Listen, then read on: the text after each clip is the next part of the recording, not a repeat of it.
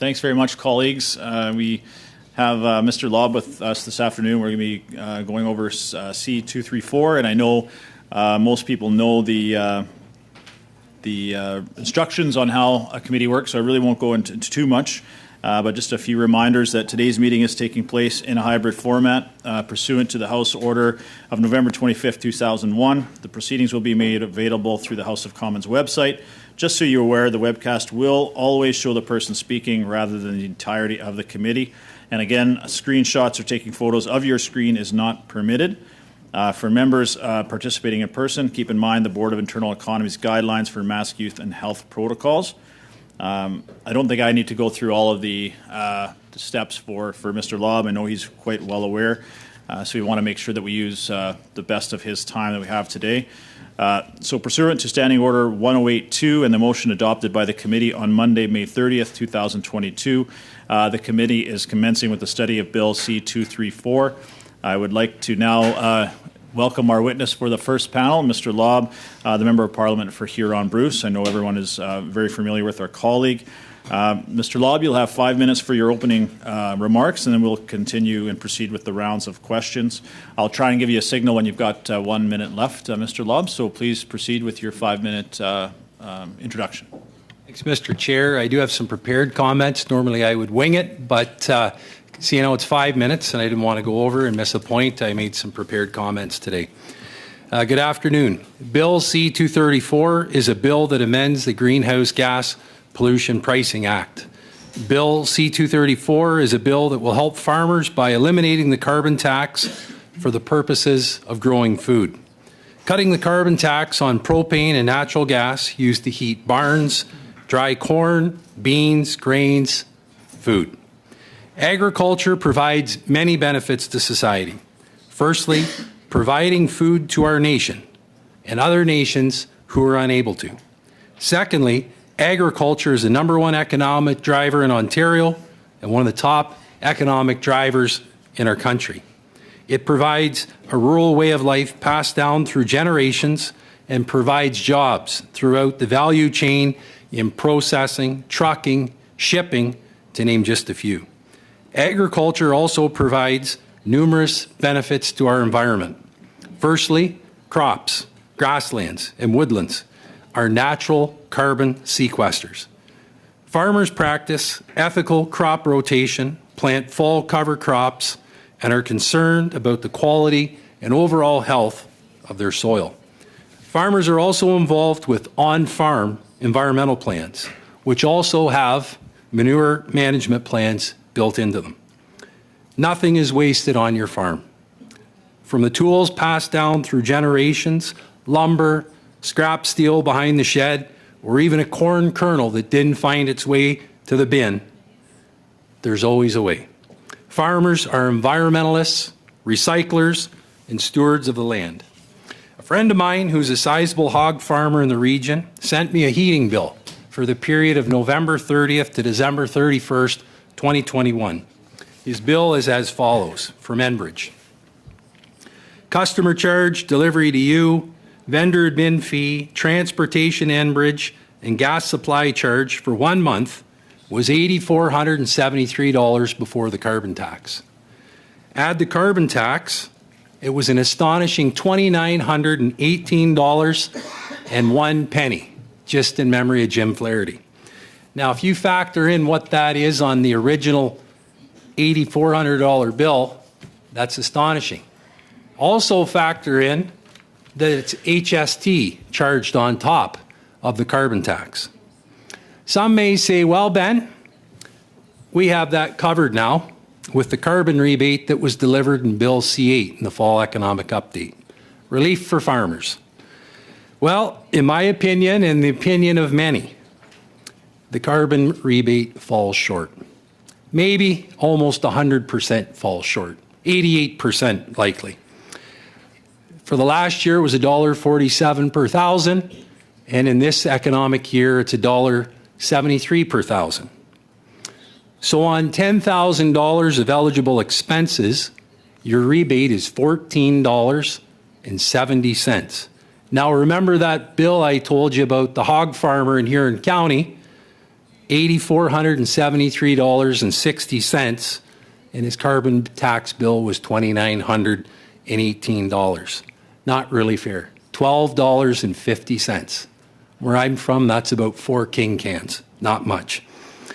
With C8, this carbon program once again asks the farmer to be the government's line of credit. The farmer is currently the government's line of credit for business risk management programs like Agri-Stability, as well as HST and your rebate. Now, we're asking farmers to once again be the government's line of credit for the carbon tax rebate. With rising inputs, seed, fertilizer, the farmer's line of credit is maxed out, folks. To summarize, farmers are price takers. They are not price makers. They do not make the market. They are within the whims of the weather, the markets in Chicago, the crops in the Midwest and in Brazil, and other places, trade deals, whether they work effectively or they are not enforced, rail lines, ports that may or may not be functioning properly, the lack of container capacity in this country, geopolitical tensions that we've seen in Europe this year, all have an impact. In this committee, you have the opportunity to help a neighbor, maybe a hard-working rural family you've never met before. You can help a farmer. Thank you. Thank you very much, Mr. Lobb. Appreciate being right on time. Perfectly done. Now to the Conservatives for 6 minutes. Mr. Epp, your time starts now. Thank you, Mr. Chair, and thank you, Mr. Lobb, for joining us today. And on behalf of Canadian Agriculture, thank you for supporting this private member's bill. Canadian ag, grain production, animal production is very much integrated into a North American scene, particularly with our neighbors to the south of the U.S. You mentioned the Chicago Board of Trade that prices, sets the benchmark pricing for a lot of the trade that occurs. What is the U.S. carbon pricing plan for their ag industry? First of all, I'd say, Mr. Epp, is that we're competing on the world stage. You know that. You've been around the world on agriculture, and this is a competition. And with the carbon tax that's being applied to farmers today, we're tying one arm behind our back in the ability to compete on a world stage. Not to mention the tariffs, the unfair tariffs that have been applied to March 2nd and prior purchases on fertilizer. This has cost millions of dollars to a sector and an industry that is a sector and industry with very low margins to begin with. So what I hear you saying, there is no tariff being or no charge being applied to American farmers, so basically Canadian farmers are eating that from a competitive basis when they go up against American farmers. We were told that the measures in the budget in C8 were left there to send a price signal to the ag community to turn away from their fossil fuel ways, and yet the rebates proposed were to partially compensate their costs. What should a rural farmer in rural Canada do if they're on a concession road like I am? They only have single-phase hydro for their grain drying operations. Is that why you're proposing a blanket exemption? Are there alternatives? That's right. Well, put it simply, there's just not enough electricity. Even if you wanted to go to electricity in Ontario, it would be hydro and nuclear basically fueling those. There's just not the grid capacity up and down the concession roads to do it, and it would be a huge cost to convert. In addition to that, many years ago, I'm thinking over 10 years ago, there was a change to the NOx and SOx for diesel emissions, and all the new tractors that came out had those in there to help with emissions. Maybe in the desert in Arizona or in California, you could use the sun to dry like they do salt, but it's not practical at this time to do that here. We have to compete today. This is, I remind everybody, we're not making widgets. We are making food that feeds this country and feeds the world. And if we've learned anything in the last 6 to 8 months, the nations that can make things and feed people are the nations that will be ahead and take care of their own people. Thank you. Farmers, at least in my community, I'm sure across Canada, have been innovative and adopted many measures on their own. To my knowledge, it's on their own. Crop rotation, rotational grazing for our nutrient management, cover cropping. Are you aware of any taxes that were put in place to incentivize those production systems? Well, through the years, there would be the environmental farm plan, that would be a plan many people would be aware of and farmers who are listening would be aware of. If your local crop and soil was managing programs, there might have been a grant for fencing, there might have been a grant for no-till drilling, there might have been a grant for putting in your fall cover crops. Those programs, I think, are effective. And but again, what you're doing with this pricing on carbon is you're creating a whole level of bureaucracy again and trying to figure out who's going to win and who's going to lose. Just recognize that we're making food, and this is helping for the sovereignty of our nation. My riding, it's the largest concentration of greenhouses in North America, second only into the world. My understanding that in the previous pricing regime, in the Greenhouse Pollution Pricing Act, greenhouse received an 80% exemption. Under your proposal, I believe they would go to 100%. Do you have any comment on what $1.73 for last year, or $1.47 for last year, $1.73, what that would do to the greenhouse industry, given the fact, obviously, that they're heating their greenhouses through the wintertime? Yeah, and if you also figure out the inflationary pressures they're facing with transportation, the inflationary pressures they're facing with labor, the issue with immigration and getting workers to come and be able to actually even work in these greenhouses, they have got a lot to manage as well. Now they're facing margin pressure with the carbon tax on their natural gas or propane bill. It's very difficult, and I'm not trying to be an alarmist here with this, but if you just look at what has happened since I read my bill into the House of Commons, or when Philip Lawrence introduced his bill a couple of years ago, look how the world's changed in many different ways. This is for, in my opinion, the survival of Canadian agriculture and the ability for it to thrive in the future. I think in the views of many, natural gas and propane for barn heating were kind of fell through the cracks at the last go-around, and that's being included now this go-around. Yep. Another industry that the president of was a constituent of mine was the Canadian mushroom growers and Highline Mushrooms, and I know there's mushroom facilities across Canada. My understanding is that your proposal under Bill C-230 would also, considering that mushrooms is food, despite the fact my wife won't eat them, but mushrooms are food, and that they would also be covered under this. Is that correct? That if you take a look at the actual act and what was excluded, the heating of buildings for the purpose of livestock/food certainly would be consideration under this one for sure. And again, it's not to make widgets, it's not to make high-end anything. We're just talking about the ability for a farmer to grow food and make a reasonable margin, which is not a big margin. They're not operating at 40% gross margins. Thank you very much, Mr. Rep. Thank you, Mr. Lobb. Now we turn it over to the Liberals, Mr. Durand, for 6 minutes. Thank you, Mr. Chair, and welcome to the Agriculture Committee, Mr. Lobb. I know you have the opportunity to represent the second best riding in Ontario, and I don't want to make anyone jealous, but I do have the opportunity to visit your riding often with my in-laws living there. Mr. Rep touched on it a little bit, the key difference between C-206 and C-234. You've got Mr. Lawrence's previous bill touched on qualifying fuels. You're focusing on property used for the purpose of providing heating or cooling. Why does your bill differ from Mr. Lawrence's bill? Well, I think the most important thing on there is just the way the Act is described. And one of the exclusions in there was property that is used for the purpose of providing heating or cooling to a building or similar structure. In the Pricing Act, it is excluded. So it was easier just to make that included and then include, to make it include livestock, et cetera, so that it was very clear, if you catch my drift, because we didn't want to have ambiguity and people thinking that this was going to be heating their homes or something like this. But to give consideration to say you're heating a building and that building would be for livestock as an example of food production, I thought was a good idea. And just to be clear, this bill would not be applied to provinces where there is a carbon pricing model in place. So for most of Atlantic provinces, for instance, there wouldn't be an impact there with your bill in place, right? It's just the backstop provinces, Alberta to Ontario. Okay.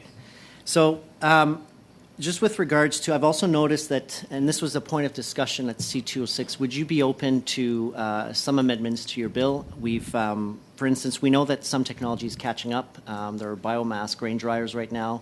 available. I'll be forthright with you. They're not completely all available to the market, but there are technologies in southwestern Ontario where I know some farmers we've helped fund that particular technology. He's testing it with corn right now.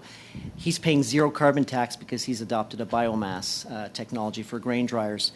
So the point being, we are trying to decarbonize inputs, and that's what the carbon levy does. But I do recognize that right now technology is scarce for grain dryers. It's there, but it's not completely there yet. So would you be open to having an amendment to put a timeline on that particular exemption?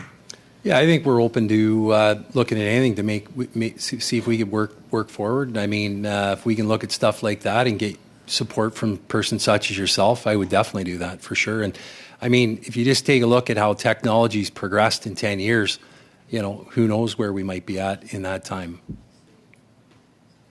Okay, and just with regards to your comments with the 12% rebate program, I know I did some calculations with local farmers and their accountants. We came up at 1/3, so I'd love to have a discussion offsite how you came up at 12% and how I came up at 1/3. But I think it's important. Well, I wasn't an A+ math student in high school, so that could be part of it. But I think the number where we get that from is from the Ontario grain farmers.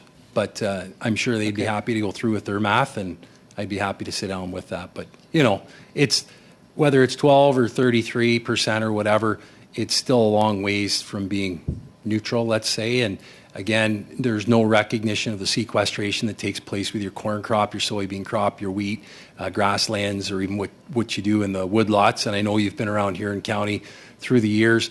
You can go anywhere in the world, in my opinion, and you'll see some of the most ethically managed woodlots is in here in Bruce County, for sure.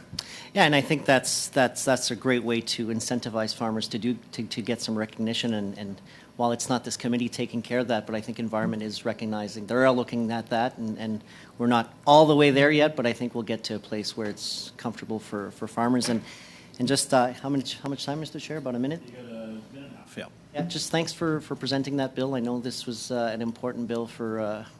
I'd be lying if I didn't say I didn't hear from farmers, and we may disagree on how to get there, but I think this presents an option that we're able to work with, and I know that our committee members will be able to get to a place where it's satisfactory. Well, thanks. And I think another important point to present, to make note of, is just, for example, in my area, and I know your area would be similar in some ways, but we have some significant rivers and streams in here in Bruce County. And I always say the farmers are the last line of defense to make sure that the rivers and streams are kept clean and fresh.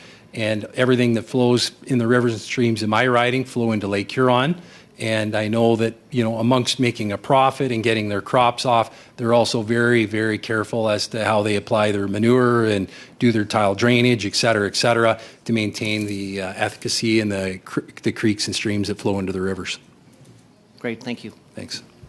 Thank you very much, Mr. Durand. Just as we got a couple seconds here before I go to Mr. Perron, the Sergeant at Arms has sent an email out just with some weather warning with the tornado watch. So there is some instructions on your email, maybe to your office email, maybe not to your P9. Just if there is an emergency alert that is announced on the Hill, it does outline some instructions on what we are supposed to do. But you know, whoever's office is the closest with wine and beer in the fridge, I just assume that's the place where we go. Yeah. Shelter in place, exactly. Now to Monsieur Perron for 6 minutes. Mr. Perron for 6 minutes. Thank you very much. And thank you, Mr. Lobb, for being here today. With such notifications, we do get the sense that it's high time for us to act on climate change. Last time, we studied C-206, which is a very similar bill. We talked a lot about the alternatives. Can you explain to us, you know, for grain drying in particular, what are the alternatives for farmers? Because the carbon tax aspect is interesting when there is a choice. Right now, in particular for grain drying, do producers have a choice? Not an economically viable choice, I don't think. And I know Francis mentioned some of the other new technologies, but I mean, I don't disagree with the potential that they may have, but the reality is it's a long ways away from mass adoption, and certainly with supply chain constraints that we have today, nothing that was going to make a difference today. And so, the vulnerabilities of a fall harvest, to be able to get it in on time before the rain flies and there's mud on the ground, and the ability to get it in, to dry it and get it in the bins. It's a very small window of time, and propane and natural gas deliver the drying capacity to get it in on time. In time, if there's other viable options, I think we should embrace them and study them and do pilot projects like that was described. But in the mid to near term, and maybe even in the 10-year time horizon, I think we're still looking at the traditional way to drying crops. But like I say, there's a salt evaporator plant in my riding that evaporates salt that's taken out from under the lake. It's all dried mechanically. But if you go out to the desert in southern USA, they dry it all in the desert. So we don't have a desert climate to dry it with, but anything's possible. Okay. Merci. Thank you. So if I've understood correctly, if we do impose taxes on this process, it will not have as an impact to transfer technologies. It will just increase the production costs and decrease profits. Is that correct? And increase the prices of agriculture. You do one, you can't do the other. Is that what you're saying, or? Ce que je dis, c'est que dans le fond, si What I'm saying is that if there is no alternative, that would mean that right now, if we do tax this process, that would only increase the cost of production and diminish the margins. There is no incentive. For example, if there's a big vehicle or a small one, people have a choice. But for this, people don't really have much of a choice. Is that correct? Would be my argument is for now Okay. there's not a Parfait. choice. OK. Maintenant, dans ces 200 For C206, we did talk about the heating of buildings. It was not included from the beginning in the bill, and in the end, we didn't keep it. You did include it. With regards to heating, are there more alternatives, or is it the same situation for heating buildings, for example? If you're heating a hog barn or you're heating a broiler barn or a layer barn, there really are no options today. You could try and incorporate some green energy to be a supplement to that, but at this point in time, it's the propane tank hitched beside your barn, or if you're fortunate enough to have the natural gas line past your farm, the natural gas that feeds into it. So, I mean, being realistic, those are the only two viable options out there today. And I mean, electricity is always another option. It's a more expensive option, but again, there are grid restraints.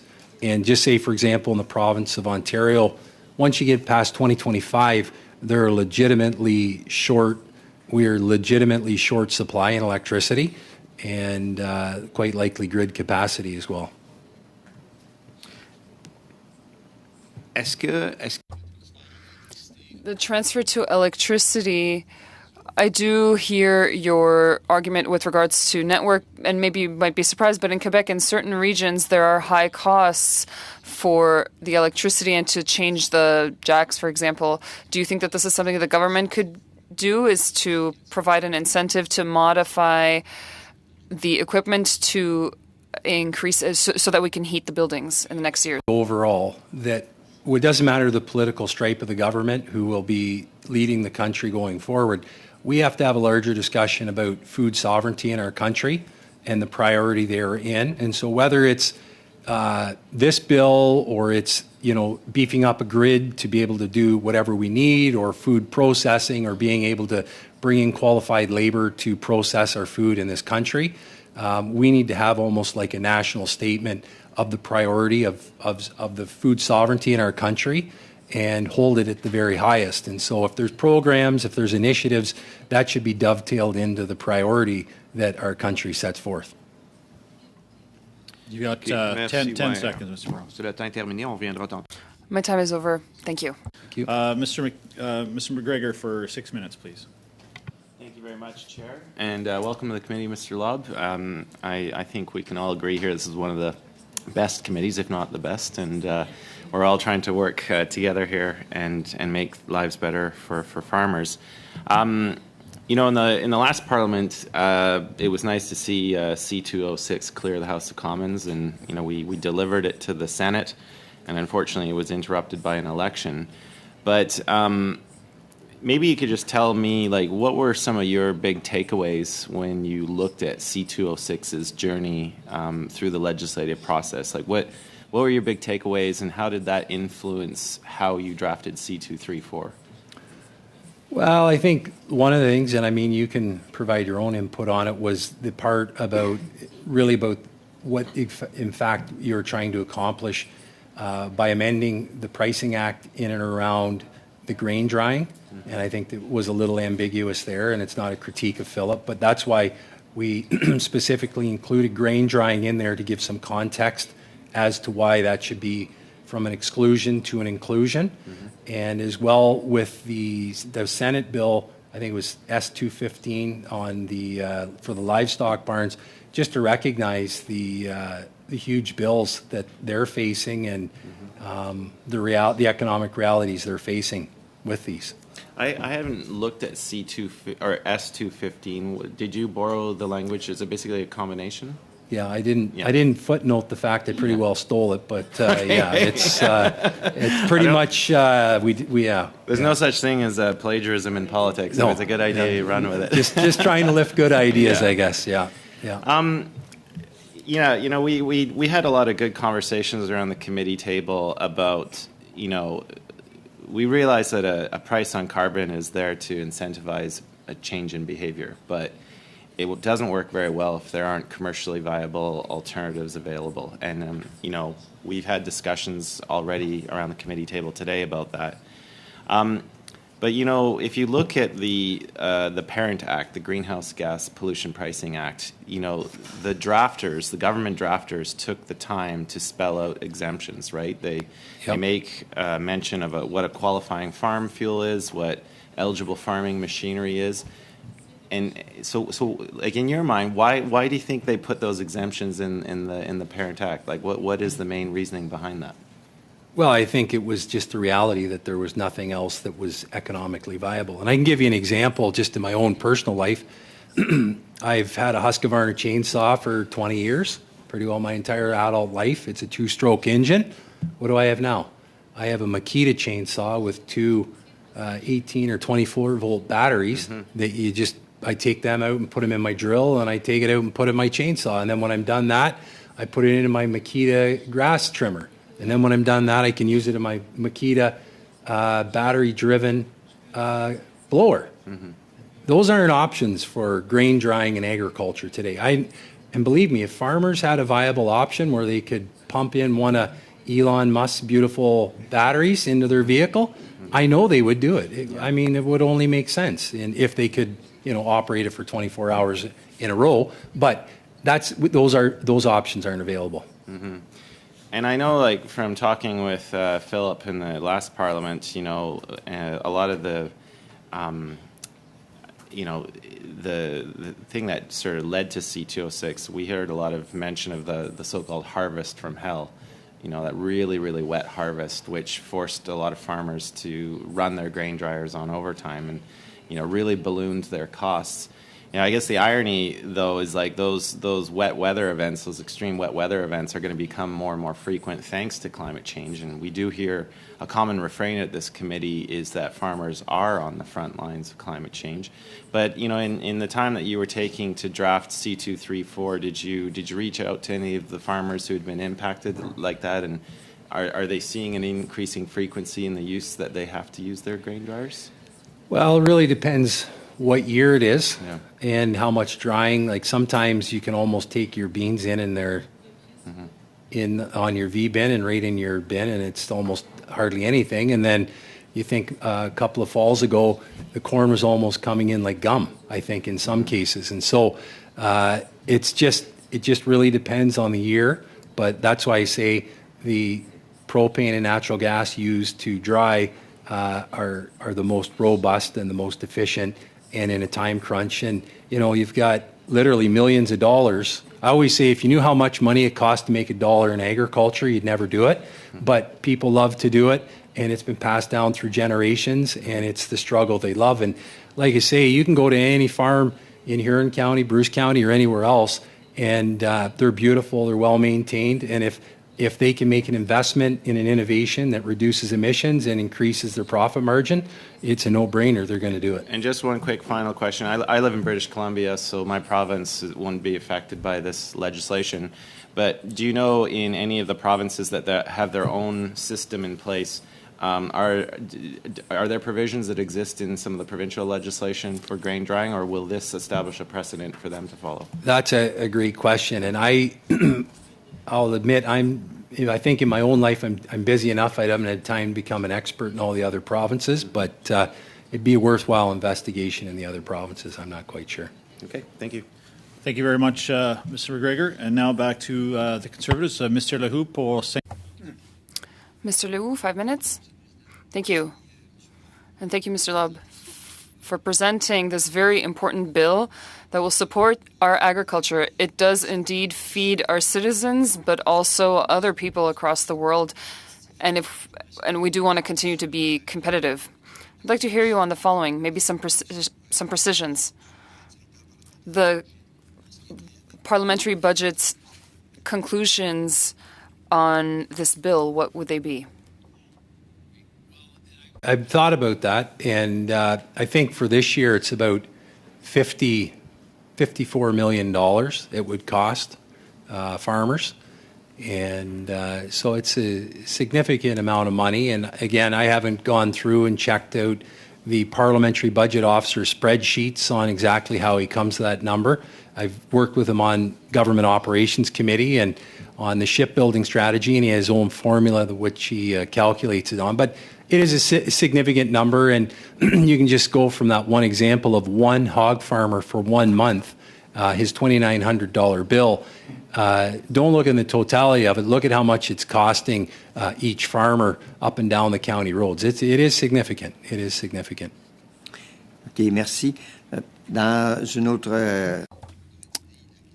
On to another topic. The possibility of having alternatives with regards to grain drying, among other things. But there's also the heating of buildings. I was speaking to a producer this morning. They do use biomass. That's not a solution that allows for the complete elimination of propane or natural gas. He made me think, when we use biomasses, well, we have to transport them, of course. There's a lot of production of grains in certain sectors, and so biomass is not very available. So do you share that opinion? Toured a few anaerobic digesters through the years, one in London and one actually in my own riding. And he has a large feedlot, beef cattle feedlot, and so he has his manure in one kind of tank, and then the other, what he's got is scrap food shipped in from all over the region, and they mix it together, and he's got 2 converted diesel cat engines that go off of methane. So, I mean, you can do it, but it's a tremendous cost to just have one farm like that in one area. Now, that was good because of some of the there was some at-risk small little lakes, and so it kind of cleaned them up pretty nice. But it can be done, but it's quite a cost, so you'd have to really put the economics behind it on that one. Merci, M. Lobb. En fin de compte. Thank you. So the economic aspect removes the capacity to be competitive with regards to resale of grains. In your discussions with different actors in the industry and other folks, have you received any comments, maybe that are more negative, with regards to this bill? Are there people who you met who shared certain concerns they've had, or is it the opposite? No, I did. And if I was to be honest with you, like some of the larger, more commercial operations that would have grain drying and an elevator and maybe more products they offer, they would like to have it under this bill as well, that they be included, like legitimate commercial drying operations. And we looked at trying to put that into the bill, but it pretty well doubled the size of it, and it was pretty cumbersome. And I thought there was probably a 0% chance that it would get passed through committee or even in the House of Commons. So I thought you have to be realistic. We're trying to help farmers. And I'll go back to one of the comments I made before. Farmers that are on farm, they are price takers. A commercial operation, although I would love to cut their carbon tax, they have the ability to massage the numbers. I'm not saying they're padding their numbers, but they do have the ability to pass some of the costs along. Where a farmer on a concession line, he or she, they just take what they can get. You know that. OK. Alors, merci, Monsieur Loeb. Thank you, Mr. Lobb. 20 seconds. Maybe I'd just like to add on to what my colleague said about the 12% with regards to the reimbursement or third. No matter what the number is, there is a negative impact on competitivity. Really quick, Mr. Lobb, just time. No, I was just going to say, like even on $1 million of eligible expenses, it's not even $1,800. So you can see the disparity with the current program. Thank you, Mr. Loeb. Merci. Ms. Taylor-Roy for 5 minutes, please. Thank you, Mr. Lobb, for being here, and I appreciate the difficulty that farmers have. I come from a long line of Dutch farmers in hog farming, chicken farming, garden produce, and a lot. So I've seen what you're talking about. And I agree that there are years when it's tougher than other years, and certainly climate events have added to that. So I'm really trying to weigh the two sides, because I think that the increase in severe climate events has also presented challenges and added costs to our farmers as well. And we just have to look at the droughts and the floods and everything else that's been going on to see how insurance costs, risk management costs, and just rebuilding has become so expensive for those farmers and for our governments, quite frankly. So while I agree with you that, it's food sovereignty is important and we need to protect our farmers, the question is, how do we best do that? And in the short run with these increasing pressures, I see what you're saying, but you spoke yourself about some innovations in terms of biomass and things that can be done, and certainly the grid has to be expanded. But it seems like there has to be a point at which we want to incentivize more of this technology, and we want to encourage people to develop it. And if there's no price on pollution, will that be there? Like, how will that market incentive work? And do you have any thoughts on what that balance is? Well, the one biodigester that I can think of in my riding, it's been there long before there was ever a carbon tax. Mm-hmm. It was there probably 12 years ago. And so he didn't need an incentive to do it, right, as far as I know. Certainly didn't come from a carbon tax, as far as I know. But what I would say is that innovation will make it, it's already doing it anyways. But I think if you look at the short to medium term, there are a lot of pressures facing Canadian agriculture and Canadian industry, and this is a chance for the committee or for Parliament to provide some relief on Canadian agriculture. And if I thought, maybe everybody else here thought, that if this was applied, it would change climate forever for the better, I'd say let her rip, but it's not going to. And I just look at the calls and emails I get to my office, the issues that are coming in where we have our agriculture days with the county and everything else. It's not a list that is getting shorter with issues. Mm-hmm. It is a list that is getting much longer. And this is an opportunity here to not create another layer of bureaucracy, not try and come up with a calculation that's fair, but one that will actually help farmers. And the rebate, like the $1.73 and the $1.47 per thousand, I think that's trying to say, well, there's a recognition for some of the good you do. But I think if you look at the neutrality on a farm, they're getting a real short deal with the current way it's set up with the rebate structure on C8. Okay, and just in terms of one of the other, with our output-based pricing system and the greenhouse gas credits that we're working on right now, do you see that as sufficient to offset the price on pollution for some of these farmers? You mentioned that they're doing so much to help our environment. If that's recognized, do you think that... If Minister Bibeau presented in the fall economic update, this is my own personal opinion, it was $1.47 per 100 and not per 1,000, I might have been persuaded to vote for the budget, because then I think farmers in my riding and around the 4 backstop provinces could actually see a significant return for their environmental good. But I think at $1.47 per 1,000, it's really, to me, it's just a pittance. It's a token amount. Okay, so it's about the amount, you're saying? Well, no, I'm saying if you're charging a carbon tax and it's costing them tens of thousands or hundreds of thousands of dollars, but you're not recognizing the environmental good they do on their farm with what the sequestration of the crops do, the woodlots, the responsibility to the creeks and rivers and streams that flow through. They plant cover crops in the fall, riparian strips along areas where there's hilled land, just not to disturb the soil and have runoff. I mean, they do all that almost for free, and they get nothing in return. And so $1.47 per 1,000 to me does not seem like a fair deal if you're charging them the tax, basically making them out to be kind of like bad guys in a way. Yeah, I don't think that's the intention behind it, because I think we all on this committee and in Parliament appreciate our farmers. Oh yeah, I agree with that. Thanks, Ms. Taylor-Roy. Appreciate that. We now go to Mr. Perron pour 2.5 minutes. 2.5 minutes. Wow, some French from the part of the chair. Mr. Lobb, Francis asked you if you are open to a time clause. How do you see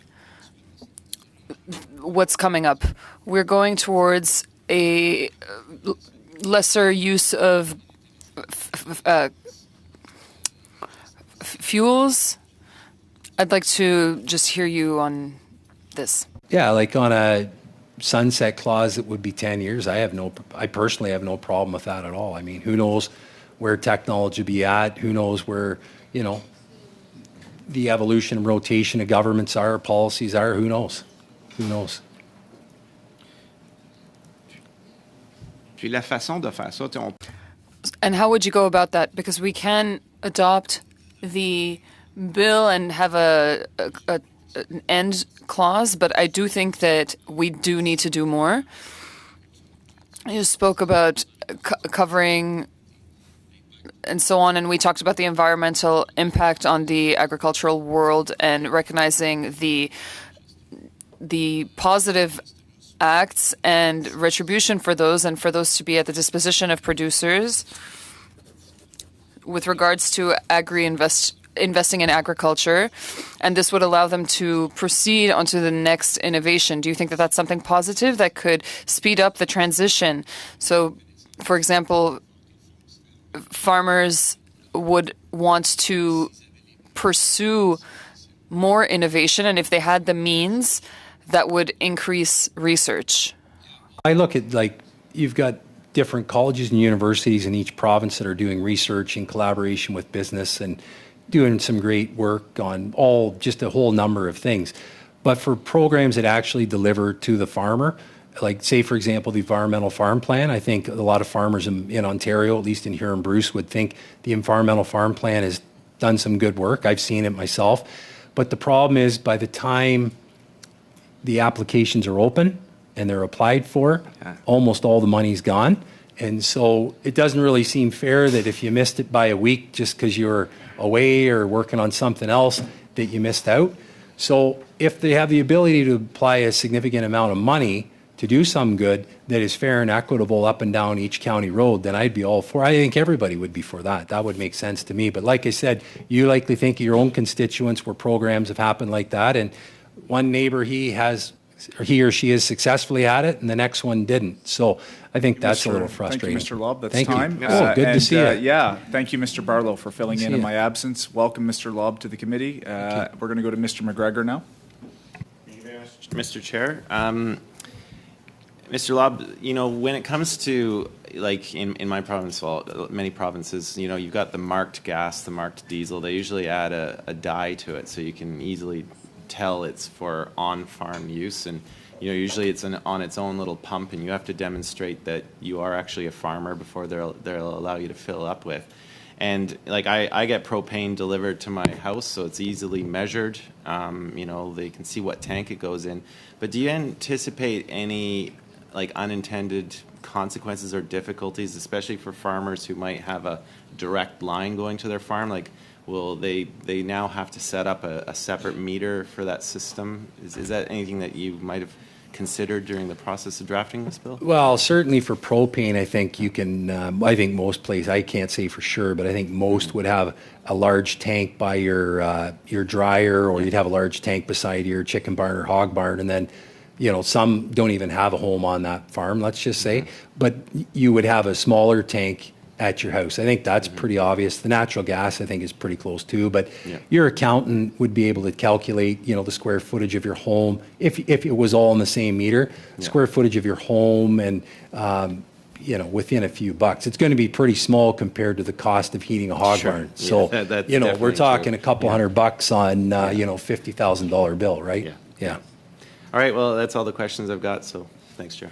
Okay, thank you very much. We're going to go to a third round. We started a little bit late. Mr. Barlow, I think it was 9 minutes after because of the votes and some of the delays. It's okay, John. Appreciate everything you done. But we will go to a third round. Mr. Barlow, I'll let you decide who's going to speak on your side, but over to you for 5 minutes. Mr. Falk will take the round. Okay, Mr. Falk. Thank you, Mr. Chair, and thank you, Mr. Lobb, for the attention that you've paid again to our farm community. I think maybe I lost things here, you can still hear me okay? And so I just want to thank you for bringing this very important issue forward to our Ag Committee. Last year when I was on Finance Committee, we passed Larry Maguire's Bill C08, which allowed farmers to successfully transition their farm to their children with the same favorable tax treatment as selling it to a third party. A lot of these transitions to the next generation still mean that the second generation has to be highly leveraged. And I'm wondering if you considered the impact of highly leveraged young farmers when you presented your ideas in this private member's bill. Well, it's interesting just the number of phone calls and emails I've received from local farmers. Some people I went to high school with that were, I hate to give my age up here, but in their mid-40s, and then some that would be younger, and just their thoughts on it and how much of a difference it would make to them and their family. And then, they're looking at different things with, the planting of the crops and putting the fertilizer on, and just the increase in that. In addition to the tariff and a number of different things. So it will make, I'm telling you, it will make a difference. It's not going to, save their life, but it is going to make a difference to their bottom line, and in some cases a very significant. And, in pork, I'll just give you pork, for example. That is a very, very tight margin, high volume area, and they have just had it for years, tough. This is a chance to cut them a break and give them a 0.5% maybe on their margin, or even 1% on their margin, just to give them a bit of breathing room month to month in the wintertime anyways. Yeah. Would you, Mr. Lobb, be of the opinion that farmers would use fuels unnecessarily? No, I wouldn't. And I can't believe how formal everybody is here calling me Mr. Lobb here today. I've never had that before. I've only been called Ben, or worse. But I think they call that, like Mr. McGregor was talking about the guys that would try and burn dyed fuel in their diesel trucks or their diesel cars. And I think they call that a dipstick. So I don't think anybody would do that, to be honest with you. And I'm sure there'd be somebody, but no, it's pretty straightforward. And I think they would be so appreciative to have the opportunity to not pay the tax that they're not going to do something stupid and try and skirt the rules, pardon me. Right. I've talked to a bunch of young farmers in my riding about heating chicken barns and hog barns in winter, and certainly here in Manitoba it becomes very, very cold, and we get those cold prairie winds, and they have no choice but to either use propane or diesel fuel to heat their facilities and to keep their livestock warm. And I haven't talked to one of them that would incur that expense if it wasn't absolutely necessary. And I also talked to grain farmers, and I don't see any grain farmers, or I haven't talked to any grain farmers that fire up that grain dryer unless it's absolutely necessary, because it actually takes money straight off the bottom line. And this is a simple way we've recognized the importance of farming by exempting farm fuels for use on cropping. And we should extend it also then to the drying of that cropping. I think that's just common sense. If we recognize the importance of farming, then we need to extend it all the way, make sure that for livestock facilities and also grain dryers, that we need to have the same exemption in place. And I really appreciate your comments on food sovereignty. Thank you. Mr. Falk, would you like to cede the rest of your time? There's only about 30 seconds left. Yeah, I'd like Mr. Barlow to ask a question. Over to you, John. Mr. Ben. Thank you, John. Thank you. So one of the questions was, are there other sources for grain drying and heating barns? And obviously we're talking about maybe green energy like solar and wind. But when we're talking about rural Alberta, Manitoba, Saskatchewan, I think when you're talking about protecting livestock and animal health, reliability of that energy source is also critical, is it not? Definitely. And it's, you think of a weaner barn, or when your chicks first come into a broiler barn and they're just, tiny, you have to have that barn heated, and it needs to be heated at a certain temperature, because you do not want to have a catastrophic event. And I think back to a couple years ago, when we had the issue with getting propane in from Sarnia in through Ontario and into Quebec, like we were within 24 hours of having some serious events occur. And so it needs to be robust, and sure, you can supplement it with other renewables at this time. But when you have, a barn full of chicks or a barn full of wiener pigs, and you cannot take that chance. To be ethical, you don't want to take that chance. Thank you, Mr. Lobb. Thank you, Mr. Barlow. We'll turn now to Ms. Valdez. Over to you for 5 minutes. Welcome, Mr. Lobb, or Ben. Can I call you Ben? Thank you. Yes. I appreciate the dialogue with to better understand Bill C-234. So in March 25th, when you had your speech, you said farm producers and farmers do not get credit for any of the environmental good that they do on their farms. They get no credit for any of the carbon sequestration of their crops. They get no credit for their grasslands or woodlots. So I was wondering if you could just kind of clarify and elaborate what you were speaking about then. Well, that's very good. You looked up that speech. You don't always remember what you said, but in that context, basically I was saying, look at what all they do. Look at what all farmers do on their farms, and they really don't get, for what they're paying for a tax and everything else, they really get no economic credit for the environmental good they do, in my opinion. Now, some may, of course, C8 wasn't passed at that time, but maybe some people over on this side might say that you're starting to receive some credit for the environmental good you do. But again, I would say, a few bucks on $10,000 worth of expenses is a pretty low threshold, in my opinion, anyways. Now, some farmers, they are moving to become more sustainable. And in this committee, we recently studied the environmental impacts to agriculture. So what can we do then to incentivize farmers to help them become more sustainable? Well, I know many Mennonites and Amish people that are in and around my area, and they are sustainable. But they basically grow for themselves and their communities, and maybe a few farmers markets along the way. That's not a model. It's a good model, and they're friends of mine, and I've known them since I've been a kid. But in the traditional sense of agriculture farming in the year 2020, we are trying to feed all the cities. We're trying to export some around the world, and so we're working on a model of sustainability. I think there already is a model of sustainability, but to truly go full circle, I think, is what we're all talking about, and we're not quite there. And it'll be innovation and technology that gets us there. Now, in this committee, we've talked about this a bit, but over the past 30 years, there's obviously been a huge change on how farmers operate in terms of sustainable practices.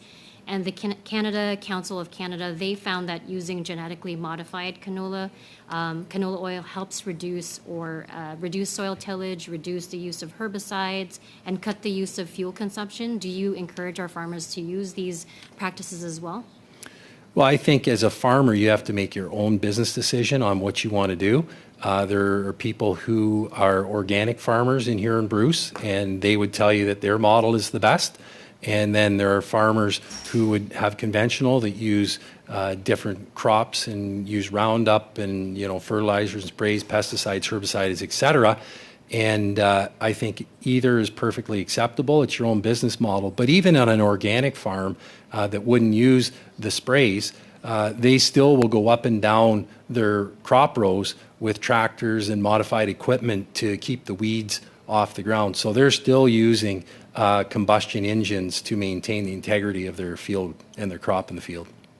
Thank you for that. And you've touched on it earlier, but what other barriers do you feel are, what kind of barriers do they face when transitioning to more environmentally friendly sources of fuel consumption? You've mentioned a few, but if you can just elaborate on that. Well, I think in general, they have to be profitable. That's one thing.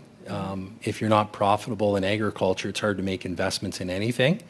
And so, like, if you look at what a tractor looked like 30 years ago or 40 years ago or 50 years ago, what if John Deere 4430 looked like, and what it looks like today, it's completely changed. And it wasn't through an ag program or it wasn't through, government grants per se.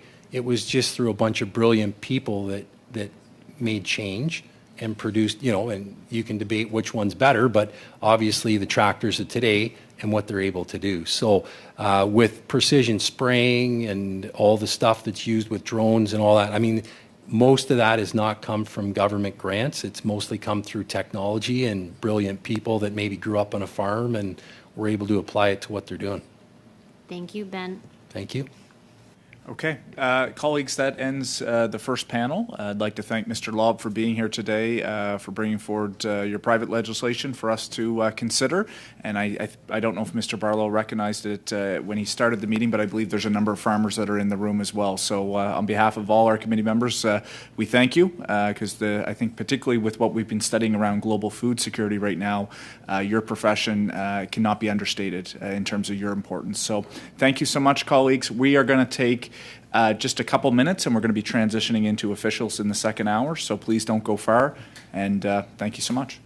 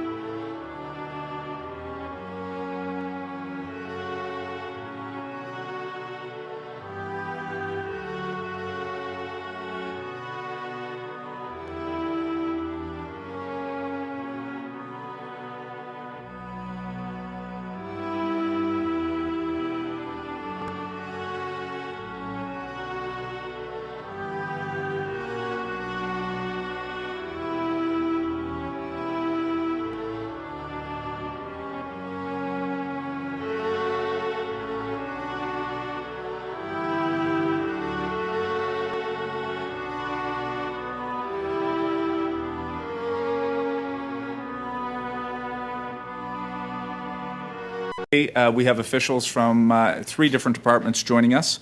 From the Department of Agriculture and Agri-Food, Natasha Kim, who serves as the Assistant Deputy Minister of the Strategic Policy Branch. Mario Valicente, I hope I'm getting that right, Director General of Innovation Programs Directorate. From the Department of Environment, we have John Moffat, who is the Assistant Deputy Minister, Environmental Protection Branch. I believe he's coming, I don't know, but we'll work with the clerk on that. Judy Meltzer, who is the Director General of Carbon Market Bureau, Environmental Protection Branch. And from the Department of Finance, Miodrag Jokovic, Assistant Deputy Minister, Tax Policy Branch, Gervais Colombe, Senior Director of Excise Taxation and Legislation, Sales Tax Division, Tax Policy Branch, and Jenna Robbins, Senior Director of Strategic Planning and Policy, Business Income Tax Division, Tax Policy Branch.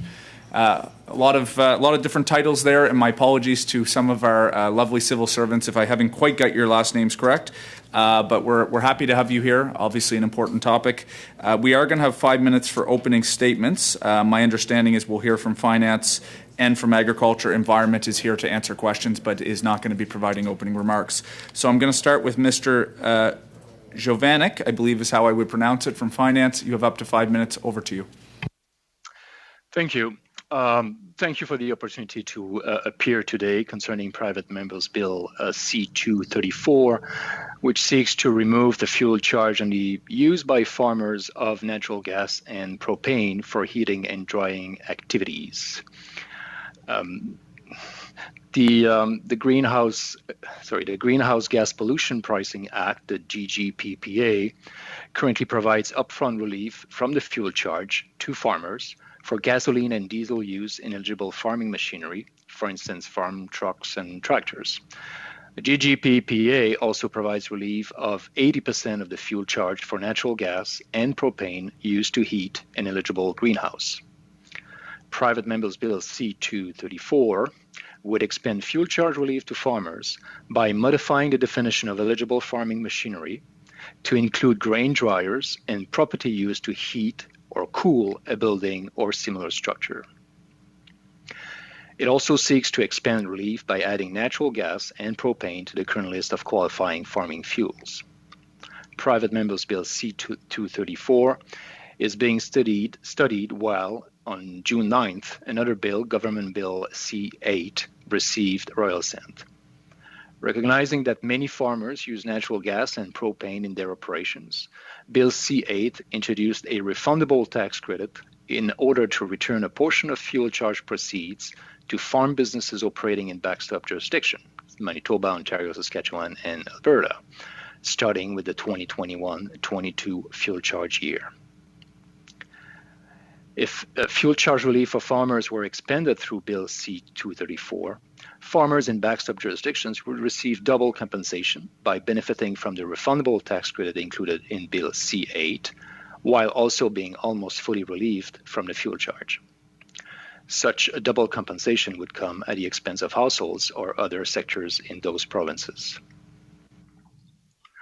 Le montant total à rembourser via le crédit d'impôt est généralement Through the refundable tax credit, the total amount to be returned is generally equal to the estimated fuel charge proceeds from farm use of propane and natural gas in heating and drying activities in backstop provinces. This ensures that all proceeds collected from this farming activity are returned to farmers. It is estimated that farmers will receive $100 million in the first year, with this amount expected to increase as the price on carbon pollution rises.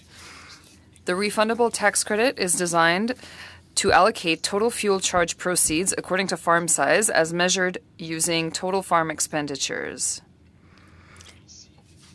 In this manner, the credit aims to help farmers transition to lower carbon ways of farming by providing support to farmers while also maintaining the price signal to reduce emissions. Than that proposed in Private Members Bill C-234. Bill C-234 would directly relieve fuel charges in relation to natural gas and propane used in eligible farming activities, and thus would completely remove the price signal intended by the carbon pricing regime. So I would like to conclude by noting, as mentioned already, that I'm joined today by my 2 colleagues, Jenna Robbins and Gervais Colombe, and we will be very happy to answer your questions. Thank you. Thank you very much, Mr. Janovic. Right now, we're going to turn to Ms. Kim from the Department of Agriculture and Agri-Food. Over to you. Great. Thank you very much, Mr. Chair, and good afternoon, everyone. Thank you for inviting us in relation to this study. I'd like to begin by acknowledging that I am speaking to you all today from the traditional and unceded territory of the Algonquin and Anishinaabe people. I'm joined by my colleague, as you mentioned, Marco Valicenti, Director General from our department's programs branch. As members are well aware, climate change is one of the greatest challenges of our time, and we only have to look to the devastating droughts and floods in Western Canada last year to know that Canadian farmers and ranchers are on the front lines of that fight against climate change. However, they're also playing a very significant role as part of the climate solution. So Canadian farmers are already taking action through practices such as zero tillage, precision agriculture, and crop rotation. And our natural prairie grasslands store a vast amount of carbon while providing feed for grazing livestock. Over the past 2 decades, farmers have doubled the value of their production without substantially increasing greenhouse gas emissions. But while this progress is significant, the Government of Canada and agricultural producers recognize that there's more work to do. Le gouvernement s'assure que les agriculteurs. The government needs to ensure that farmers have the tools they need to increase production sustainably to feed a growing population in Canada and the world. Agriculture and Agri-Food Canada is actively engaged on many fronts to support the agricultural sector in reducing emissions, from scientific research to direct support for farmers across the country through program and policy initiatives. Over the past year and a half, the government has committed $1.5 billion in new funding to help farmers reduce their carbon emissions through sustainable practices and technologies. I'd like to highlight that Budget 2022 proposes to triple federal investments in the Agricultural Clean Technology, or ACT, program, while also expanding the Agricultural Climate Solutions On-Farm Climate Action Fund. AAFC recently set aside $50 million under the ACT program with a specific focus on grain drying technologies. $10 million was allocated to focus on powering farms with clean energy. Already, the ACT program has supported 110 projects announced across Canada, with a total investment of over $33 million, including for solar panels, precision agriculture, and energy-efficient grain dryers. These investments complement economy-wide initiatives such as the price on pollution. The price on pollution continues to be an important tool in the suite of measures to support Canada's climate targets, and as has been referred to earlier, it has been calibrated and limited in terms of its application on farm. Thank you for your time, and I hope this information has been helpful. I'll now be happy to take any questions with my colleague. Thank you. Thank you very much, Ms. Kim. Now, I know there's officials from Environment and Climate Change Canada. I believe it's Ms. Meltzer and Mr. Moffat. I do see you're online. If you're able to turn your cameras on, my understanding is you're happy to take questions. There was just no opening statements from ECCC. So we will turn to questions now. Mr. Barlow, I have you up first for 6 minutes. Thanks for the officials for being here. And I appreciate the comments from Ms. Kim and Mr. Jovanovic, about the importance that farmers have the tools to increase yield and feed the world. But it's difficult for farms to invest in new technology and new innovation if they aren't economically sustainable. And by burdening them with new taxes, that makes it difficult for them to do those things when, of course, they want to do everything they possibly can to improve efficiency and protect their environment. But I guess, my first question would be to Mr. Jovanovic. The message we get from the government is that the carbon tax is revenue neutral. Is the carbon rebate revenue neutral for in C8 to farmers?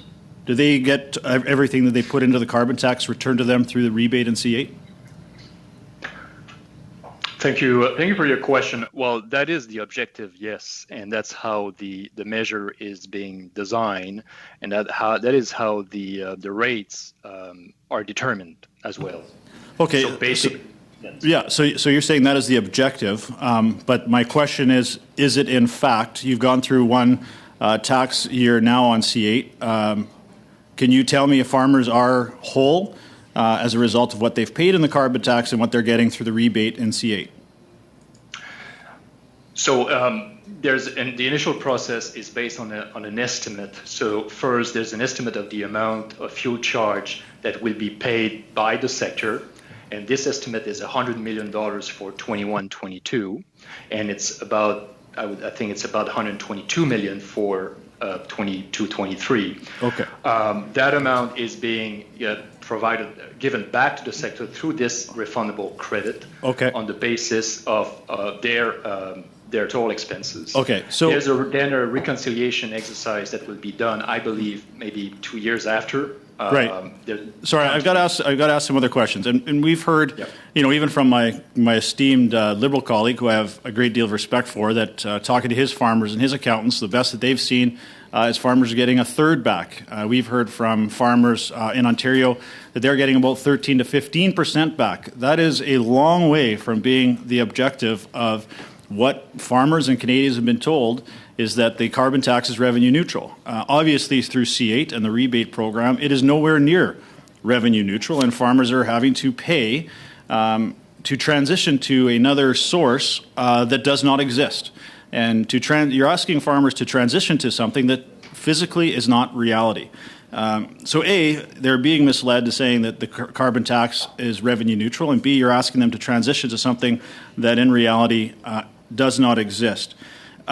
So where does this equation then come from that says that you've set now to be $1.73, I think, per $1,000 of eligible expenses, that you're saying the objective is to be revenue neutral when you've come exceedingly short of that? Where does that equation come from?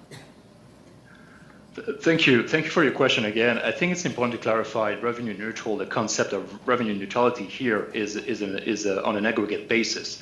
Again, that's the approach that has been determined preferable by the government, is to look at the envelope, so the total amount of fuel charge paid by the sector, by the farming sector. As I said, $100 million estimate for 21-22. Give that money back to the sector in an equitable manner, in a way. So based for each farm, it would be based on the amount of total expenses. Right. The intent is not to pay back what each farm paid. That's different. Well, that's not the objective of this measure. Okay. That would be the objective of an exemption, which is not the same. Thanks, Mr. Janek. But when the promotion or language that comes out of the government is that the carbon tax is revenue neutral, that means I am getting back exactly what I paid into it. So I appreciate your trying to spin that a bit differently, but that is not reality. And I'm going to cede the rest of my time to my colleague, Mr. Epp. Yes, thank you. And I'm going to continue on that very point. I've got the largest greenhouse sector in North America in my riding. And so my question would to you, have you done any sector-by-sector analysis of the impact of the provisions under C8? Because that's what I'm hearing back. The greenhouse sector is a very, very large user of fossil fuels, whereas some large vegetable farms where they're heavy labor independent would not be. What I'm hearing you say is that this is not an equitable return. It's going to be a blanket-wise return. Am I understanding you correctly? So what I'm saying is the objective of this measure is to return all the fuel charge that has been collected by the sector, return it to the sector while maintaining the price signal. In order to maintain the price signal, the metrics that has been used to redistribute the money is total farm expenses for each farm. And we recognize that this means that some farms will get in return less than what they paid, and some farms may get a bit more. That is the nature of the approach that has been chosen. It's different, again, than an exemption. If the intent of this credit is not to try to replicate what an exemption would do, it's just a different principle. It's a different approach. Yes. So what is the thought process behind picking winners and losers, either by sector or by individual farms and their structures? I'm looking for the inherent fairness. Those are the questions that I'm being asked. So, Mr. Epp, we are at time. Mr. Janovic, if you want to take 20 seconds to try to get that, great. If not, we can move on. I'm not going to take this one in a few seconds, if you don't mind. Mr. Turnbull, over to you for 6 minutes. Thanks, Chair, and thanks to all our witnesses for being here for this important conversation. Mr. Jovanovic, I'll start with you. You said in your opening remarks that a double payment could result from Bill C-234 getting passed in addition to having the rebates that have already been passed through C-8. And you said that that could come at the cost of households. If I'm not mistaken, I think that's what you said. Could you clarify what you mean by that? Well, if more is being provided specifically to the farming, it has to come from somewhere. And because the GGPPA legislation is such that all the proceeds received from the fuel charge is returned to the jurisdiction. In this case, we know about 90% is returned to individuals through the climate action incentive payments, and the rest is used in part, in this case, is given back to farms through this credit. So if you give more to farmers, it has to come from somewhere. So it's going to be coming from the climate action, basically resulting in a lower climate action incentive payments to families. That's what it means. Thank you for that clarification. That's helpful. So we would certainly want to avoid double payment at all cost, I'm sure. So I'll move on, though, to another question, understanding the real impacts of the price on pollution related to farm viability. We've heard from the farming community and stakeholders about the increasing cost to farmers and the result of the price on pollution, often referencing tens of thousands of dollars on top of their already high costs for fuel and that's needed to dry grain. However, in previous testimony, the Pembina Institute, and I'm going to quote them, when discussing Bill C-206, stated the following: the impact of the cost of carbon pricing in relation to grain drying, which is not exempt, ranges from 0.05% to 0.38% of net operating costs for an average farm, which is equivalent to $210 to $774. So this is a lot less than what some stakeholders have told us. I'm not saying that I would know the difference, perhaps, but I'm wondering whether we can get a sense for or get some clarity from you or from Ms. Kim as to how much the price of pollution is really affecting farm viability. Do we know that, especially for grain drying? Thank you. Mr. Jovanovic, I'll go to you first. Well, what we know is that the refundable tax credit will provide for the first year about $820 per farming business. That is the average. And we are returning all the proceeds. So basically that would be equivalent to roughly the average fuel charge that is paid by these businesses. Now, there's a lot of variability around that average, as you can imagine, based on the size of the business. There's also a lot of variability based on the type of production. That is, again, we do recognize that this is the average. But it's about $820. Thank you for that. And I would like to go to Environment and Climate Change Canada, Mr. Moffat, if possible. So in terms of potential for slowing innovation and investment in the green energy transition or the clean energy transition, do you think an exemption for farm fuels, for heating, cooling, and grain drying in the agricultural industry would slow the uptake of new innovations for renewable energy?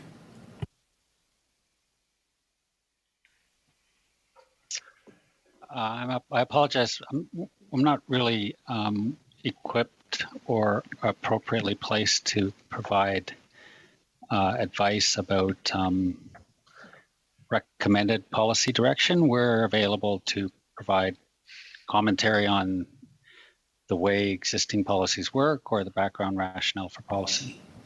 Okay. Ms. Kim, you had mentioned the uptake of new innovative technologies across the agricultural industry. Do you think offering an exemption like this removes the incentive for a lot of the changes in the transition that we want to see across the agricultural industry? Thanks very much for the question. I mean, as I mentioned in my remarks, I think there's a suite of tools that obviously we look at as we look towards the future and our climate objectives. And I mentioned one of them, so that's the Agriculture Clean Technology Program, which both supports research and development in this space as well as actual adoption on farm. For that, I might turn to my colleague Marco, who can offer a bit more detail on what we're seeing in that program.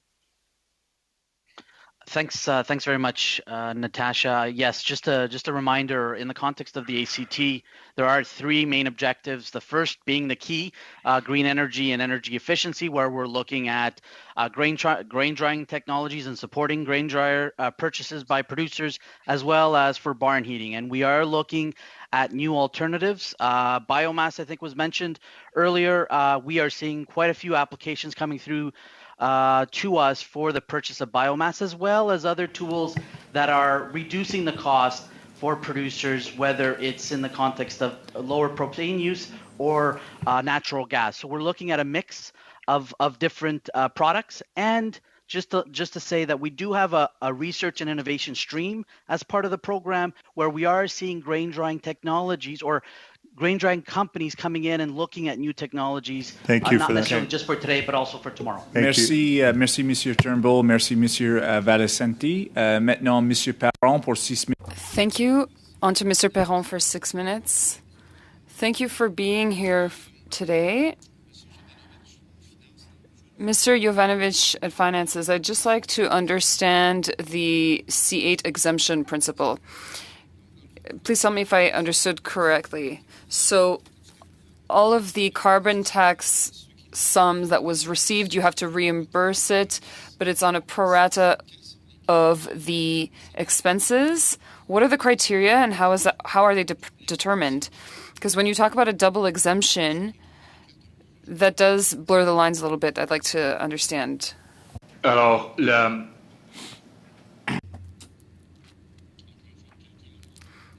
So we do calculate on the whole amount, 100 million on the first year. We have to understand how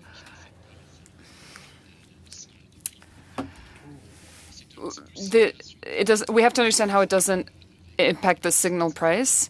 There is an incentive where, I'm just saying on a per capita basis, we are not looking to see if a family has actually spent a lot or paid a lot of tax on carbon. It's sort of the same principle. The idea is not to try to replicate via credit what an exemption would have done. If that were the case, the exemption would have been more efficient than a credit. It's just a simply different approach. Once again, we recognize that what it does is that it gives money back to the sector without affecting the price or the signal price. But one of the consequences is that, yes, certain farms will not have the occasion to be paid and vice versa. So in all honesty, I don't want to confront you. We haven't had many testimonies from people who got more than what they had paid. I don't know if any of my colleagues saw any testimonies like that. That's why I asked the question. If we did adopt C234 and we did have an exemption on a certain portion, do you think that would be able to we would be able to modify that quickly? In the case of C8, for example.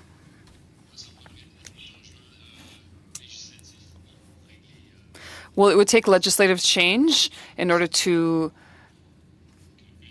make sure that just one of the approaches is kept in the system and not both.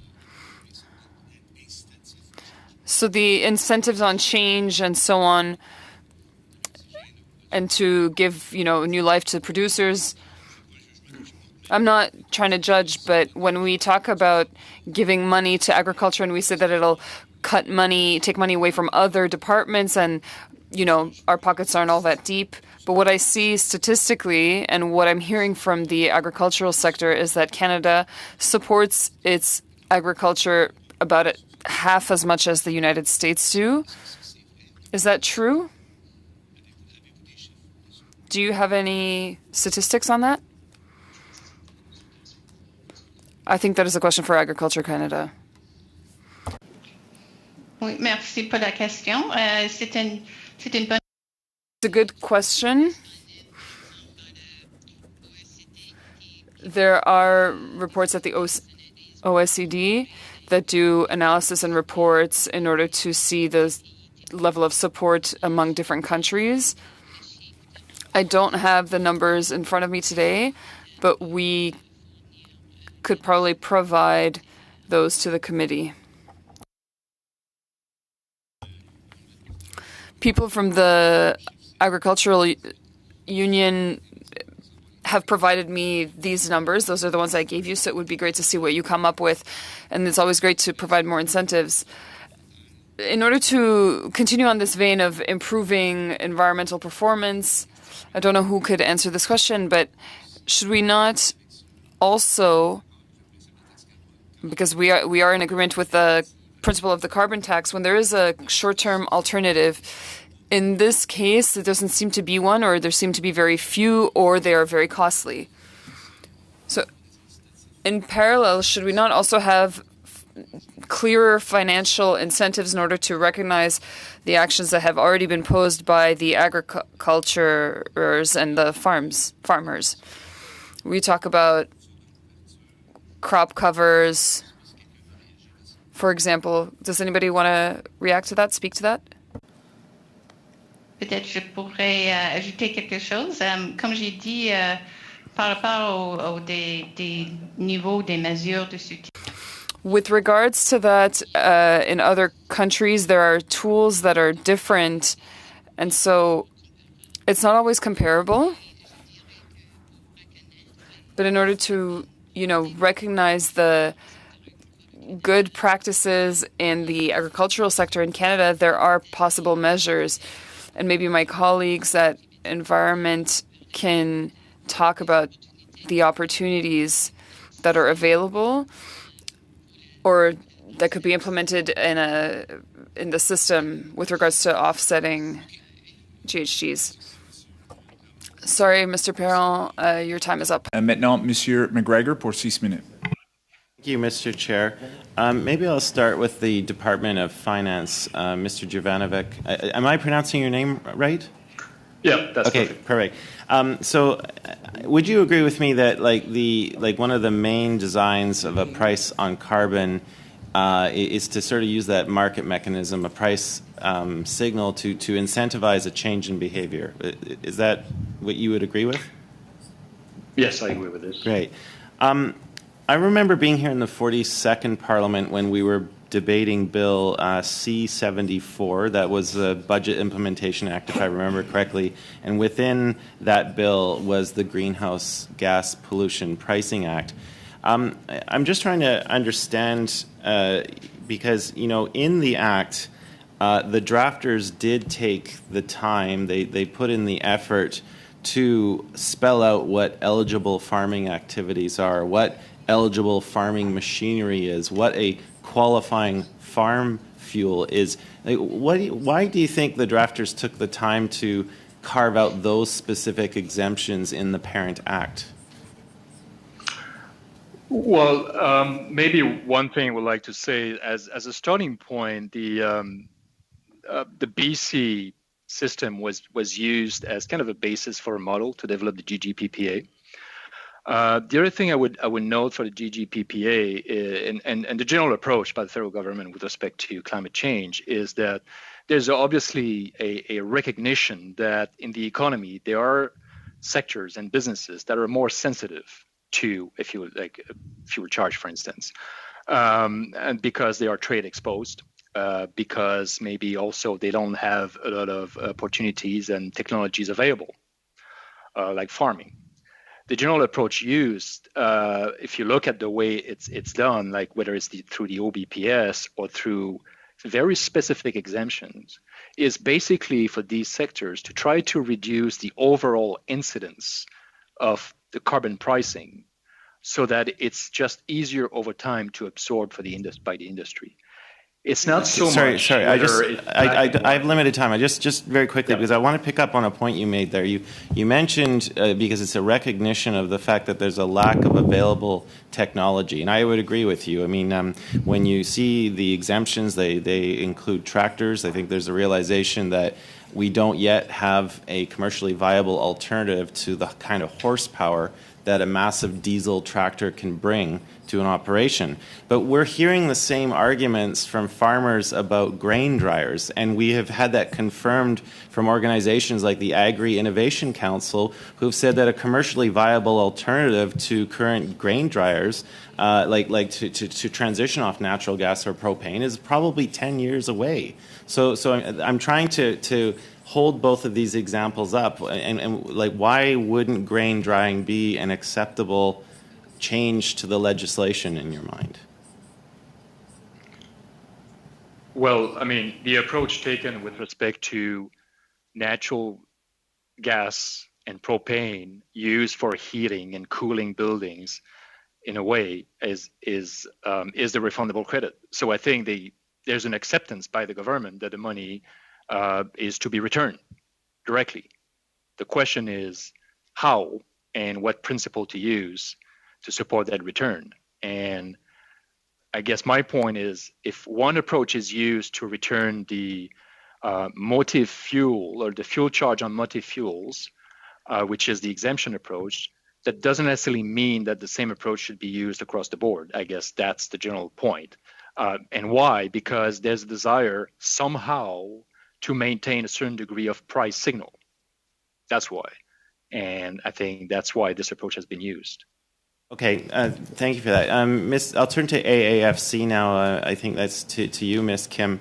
And I think you did touch on this, but just on that last comment I made, we did have that testimony from the Agri-Innovation Council who did talk about commercially viable alternatives to natural gas and propane, specifically for grain drying, are about a decade away.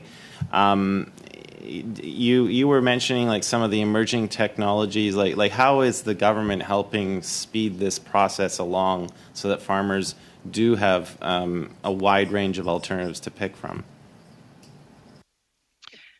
That's a great question. I might just note, in case it's of help as well, I mean, when we look at total expenses on farm, heating fuel tends to be a very small percentage for most farms, so around 1% or less, actually.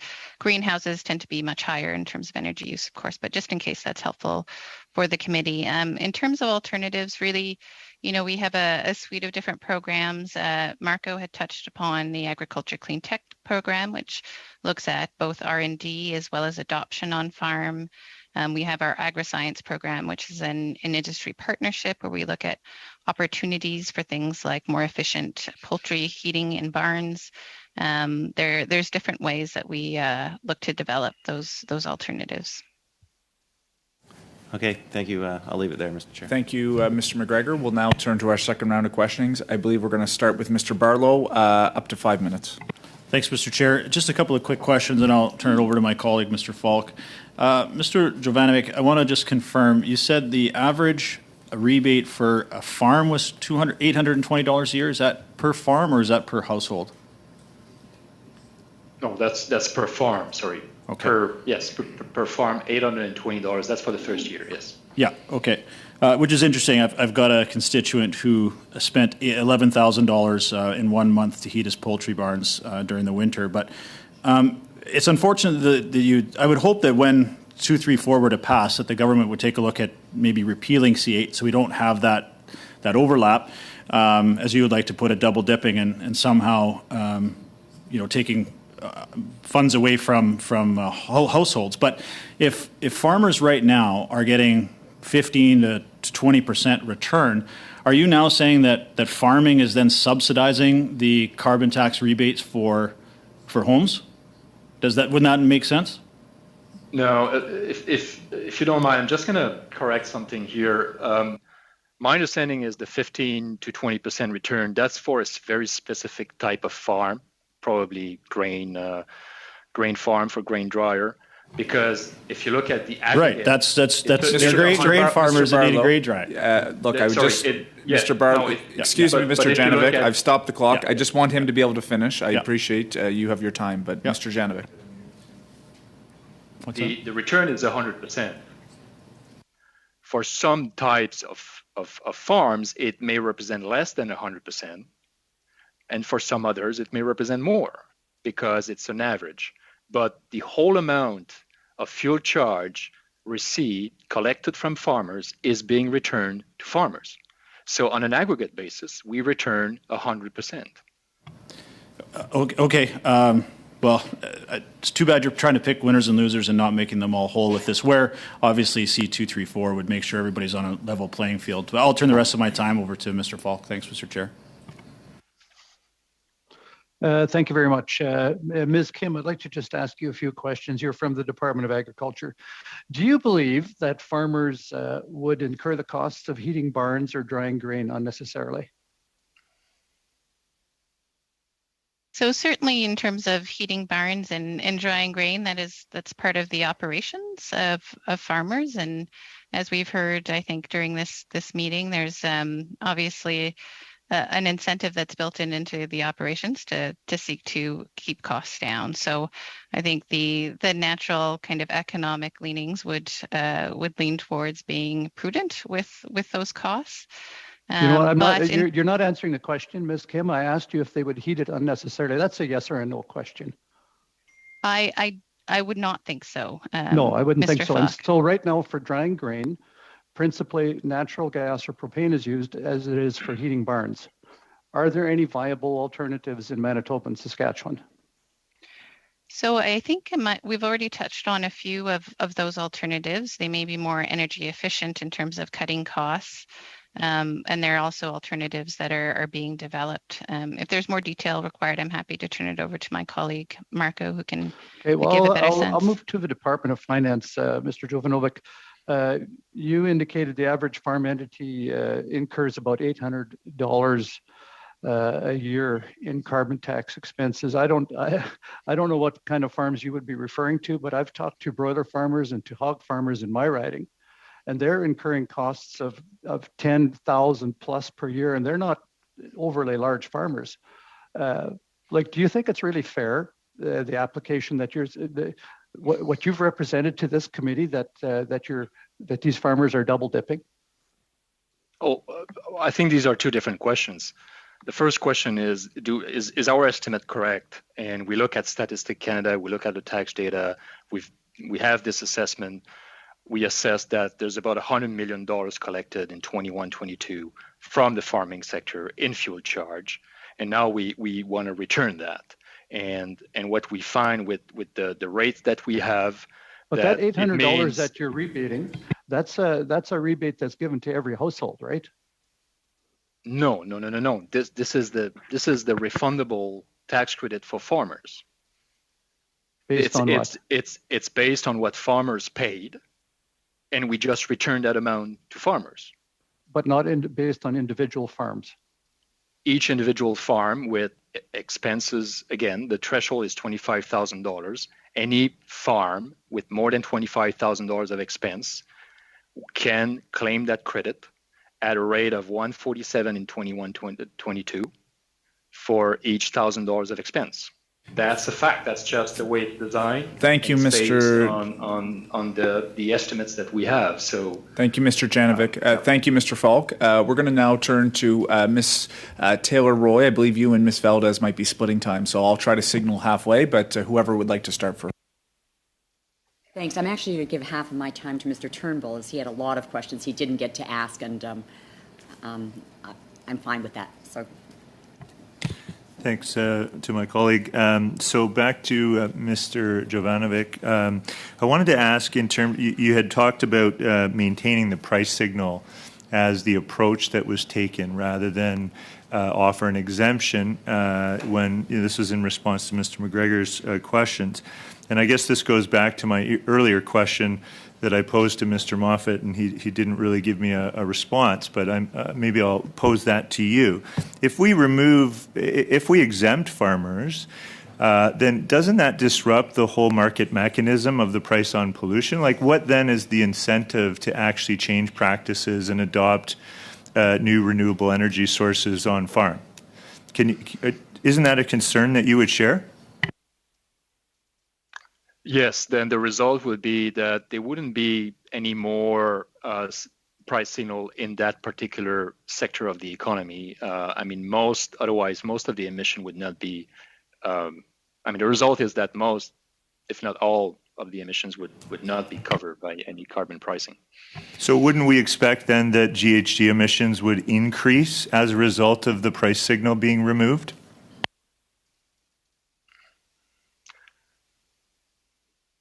Well, I'm not sure I can directly answer. I mean, conceptually, yes, but it depends on the evolution of technologies. It's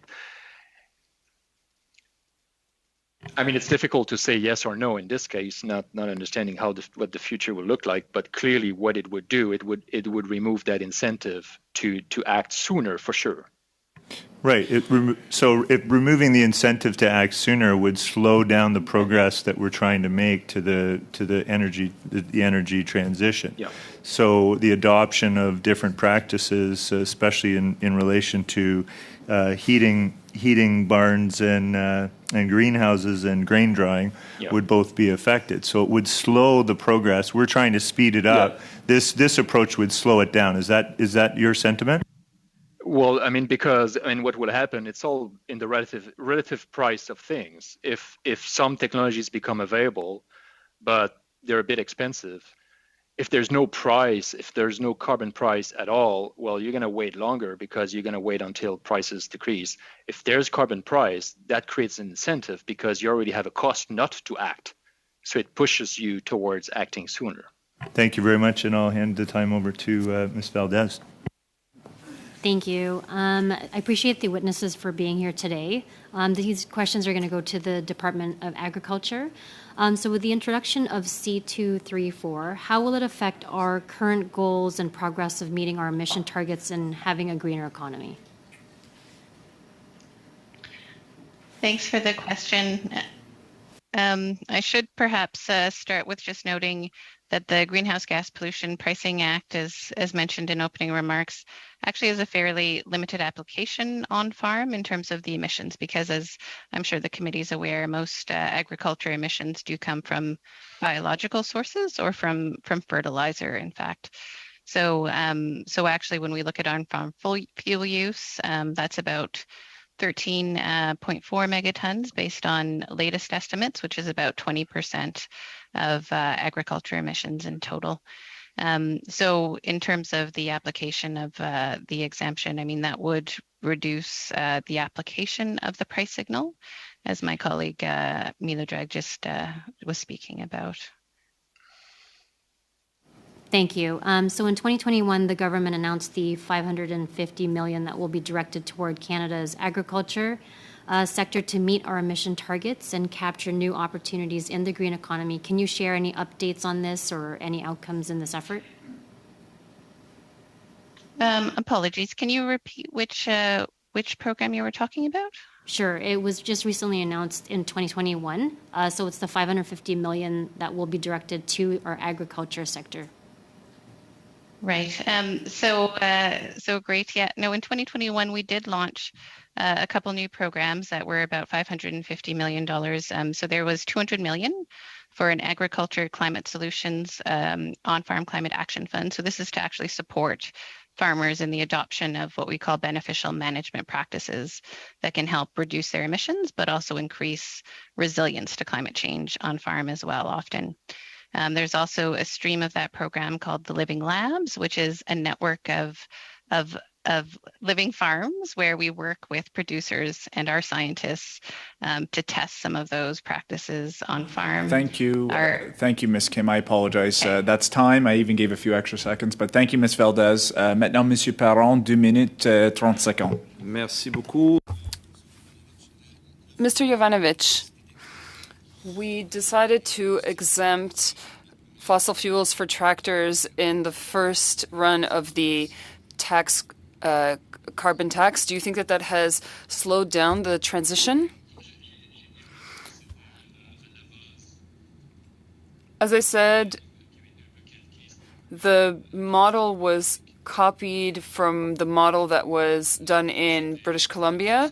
The approach was a way to reduce, in a general way, the impact on the sector. I'm going to cut you off because I only have 2.5 minutes. This was decided because there were no other alternatives in the short term with this decision. What we see in our testimonies is that for drying in particular, there are no alternatives in the short term as well. So why not have included drying in the first version? I'm trying to understand the logic here. I don't think it was that direct.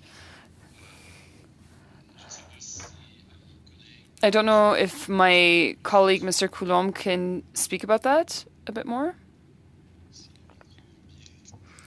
If the microphone wants to cooperate, indeed. Thank you. So when the policy was implemented from 2015 to 2018 for the GHG carbon tax, the base model was the model that was used in British Columbia. And we were looking at what was happening in other provinces in Canada, for example, with regards to carbon taxes. To my knowledge, the fossil fuels that are used in Quebec have emissions that are capped. There is no mechanism to take out a part that could be attributable to agriculture. The federal exemption was already more generous and just as generous as the system that is in place in British Columbia. So quickly, Mr. Coulombe, can we talk about the credits in C8? Mr. 8, I'm sorry, your time is up. I'm usually quite generous, but time is up. Mr. McGregor. 2 minutes 35. 2 minutes. Mr. Javan, and a half. To continue with you. So in your last exchange with Mr. Turnbull, he was asking you, if C234 receives royal assent, we could be removing an incentive for farmers to try and get transition to different technology. But if we take that same logic and apply it to the exemptions that exist in the Greenhouse Gas Pollution Pricing Act, does that mean then, rhetorically, did the government give up on incentivizing a change in technology back when it passed C-74?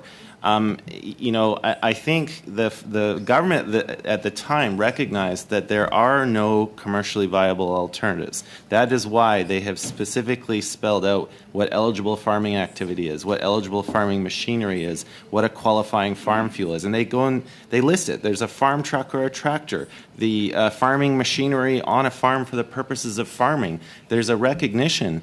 My question to you, though, is that we have those exemptions that already exist, but are there not other financial tools, other ways the government has at its disposal to incentivize changes in behavior while they recognize that there are no commercially viable alternatives?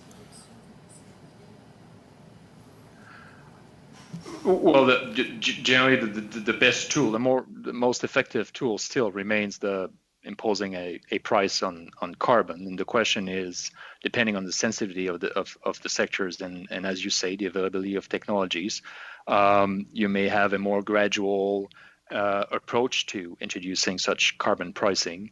What happened with when this was introduced at the federal level, because there were already systems in place at the provincial level, the main consideration at play there was how can we introduce a system that is can be smoothly introduced in the system that is already existing at a provincial level.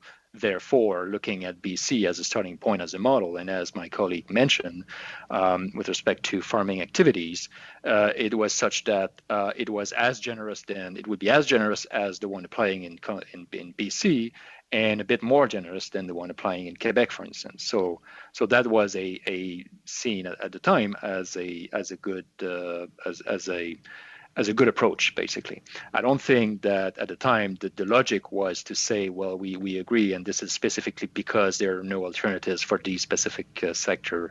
I think it was a broader kind of question. That's time, Mr. McGregor, Mr. Janovic. Look, colleagues, I'm just going to ask one question. Mr. Janovic, I would assume the Department of Finance would have an analysis on this particular private members bill in terms of the cost. And I don't mean it in a cost to the government treasury, but as you were mentioning in some of your testimony, of course, the government is leveling a price on pollution on these particular fuels that are not exempted right now, which means that ultimately there would be a cost and an impact to the overall aggregate of what is collected in the province of choice where the federal backstop applies. Do you have analysis of what this would actually cost across the country vis-a-vis the price not being collected on these particular fuels? Well, presumably the cost would be similar to the cost of C8. I mean, since C8 is returning everything that is being paid. So the position from the Department of Finance is that essentially C8 is rebating every single dollar that would otherwise be getting charged right now in the pricing scheme in the particular province of choice under federal backstop legislation. Well, I would say on an aggregate basis for these four provinces because it's an aggregate approach, yes. Okay, so basically, just so I'm sure, as you mentioned, it was about $101 million in last year's budget. I think you might have quoted $122 million. Essentially, the Department of Finance's estimates is what is collected in those provinces on these fuels where the price still applies right now would be exactly equivalent to C8. Well, I mean that's. I mean we have not. I don't think so. I mean I can turn to my colleague, Monsieur Coulombe again, but I don't think we have a specific estimate for 234. But again, okay. That's okay. And look, I'm obviously indulging a bit of time from my colleagues. I guess if those analysis do come, I think the committee would welcome having that. I think we hear Mr. Barlow, of course, was talking about revenue neutral. Mr. Janovic, I hear where you're coming from. The program writ large is revenue neutral, and C8 is trying to create an industry-specific carve-out, which I certainly appreciate the different approaches. So thank you so much on that. Colleagues, that ends our study, our preliminary meeting, I should say, not the study, on C234. Just a couple reminders. I'm going to need your indulgence on a few matters, and thank you to our witnesses as well. We really appreciate the work that you do. Thank you for joining us here today to give additional context, as Mr. Lobb had, to the intention in the first hour. Colleagues, a couple things. We will on Monday be studying cannabis vis-a-vis agriculture. Mr. McGregor had brought forward that suggestion, and so the clerk is working to have the witnesses lined up, and we'll have a notice of motion or notice of meeting out shortly. We have started our global agriculture food insecurity study. We're running out of a runway here before we're going to break for the summer, and I've talked to all of you collectively about the desire to put in a letter to the Minister of Agriculture and CCing other requisite ministers on essentially what we've heard and maybe some key recommendations that this committee feels are important.